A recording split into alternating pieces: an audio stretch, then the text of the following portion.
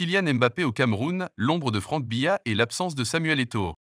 L'attaquant du PSG a achevé sa visite au Cameroun le 8 juillet. Mais sans voir Samuel Eto'o, Roger Milla ou encore le ministre Laurent Esso. Récit d'une visite très politisée. Après une visite de 3 jours dans le pays natal de son père, l'international français Kylian Mbappé s'est envolé pour Paris, le 8 juillet, à bord d'un jet privé, après avoir multiplié les visites chez Franck Biya, fils du président Paul Biya. Samuel Eto'o, le patron de la Fédération camerounaise de football, FECAFOOT, et Roger Milla, légende des Lions indomptables, n'ont pas été invités à le rencontrer. Le ministre de la Justice Laurent Esso, non plus, bien qu'il en ait fait la demande.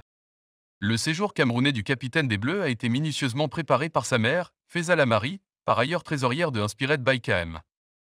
Cette fondation humanitaire a servi de point de contact avec l'entourage de Yannick Noah, fortement soutenu par Franck Biya, avec lequel Kylian Mbappé a longuement échangé. Dîner sur les hauteurs du Mont Fébé. Guilain Samunguewo, un proche collaborateur de ce dernier, a quant à lui multiplié les allées et venues entre la résidence du fils du chef de l'État et les appartements de Faisal Amari, situés dans le village Noah.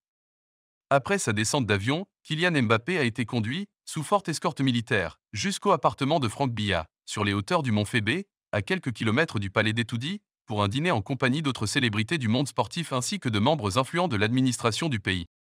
Joachim Noah, qui a effectué le voyage en compagnie de Kylian Mbappé, a quant à lui attendu que la foule se dissipe avant de rejoindre le staff du footballeur, composé entre autres de Brice Chaga, meilleur ami et coiffeur de ce dernier, et de Mohamed Sanadji alias La République, un commandant de police détaché auprès de l'équipe de France de football depuis environ 20 ans. Le lendemain, le capitaine des Bleus est retourné chez le fils du président, pour une autre rencontre dont l'objet n'a jusqu'ici pas fuité. Histoire d'un boycott. Aucune rencontre officielle n'a donc été fixée entre Samuel Eto'o et Kylian Mbappé. Un boycott analysé par une frange de l'opinion publique comme une conséquence du conflit entre le patron de la FECAFOOT et Yannick Noah au sujet de la rupture du contrat avec l'équipementier français Le Coq Sportif. Mais, pour Faisal Amari, absolument personne n'a empêché une rencontre entre son fils et Samuel Eto'o. Une sortie qui n'a toutefois pas réussi à apaiser la polémique, d'autant plus que d'autres personnalités semblent également avoir été mises à l'écart. Le ministre Laurent Esso, par ailleurs notable de la communauté Sawa, avait émis le vœu de rencontrer l'international français, mais une fin de non-recevoir lui a été opposée par le comité d'organisation piloté par Yannick Noah. Le garde des Sceaux, qui s'est prévalu d'être issu comme le père de Kylian Mbappé de l'île fluviale de Gébalais, serait en réalité originaire d'une grande famille de Dedo, l'un des 6 cantons de Douala. À en croire certaines sources proches du ministre, Laurent Esso aurait seulement fréquenté une école primaire à Gébalais. Kylian Mbappé ne s'est pas rendu non plus au domicile de Roger Milla, situé non loin de l'école spécialisée pour enfants déficients auditifs, que l'international français a visité. Une ambiance de pré-campagne ?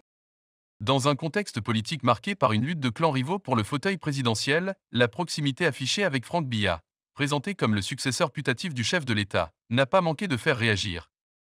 Si certains soupçonnent ce dernier d'avoir intégralement financé le déplacement de Kylian Mbappé, aucune information n'a pour le moment filtré à ce sujet. Selon les sources de Jeune Afrique, Kylian Mbappé a voyagé à bord d'un Gulfstream V, un appareil loué à la compagnie aérienne Global Jet Luxembourg, pris en charge par Numac Logistique Ltd, une société spécialisée dans la fourniture de solutions logistiques à des clients du monde entier, en particulier sur le marché africain, basé à Abu Dhabi, aux Émirats Arabes Unis, à hauteur de 381 500 €. Une somme mirobolante qui inclut à la fois les frais de stationnement sur le tarmac de l'aéroport international de Yaoundé-Nsimalen et le retour à Luxembourg.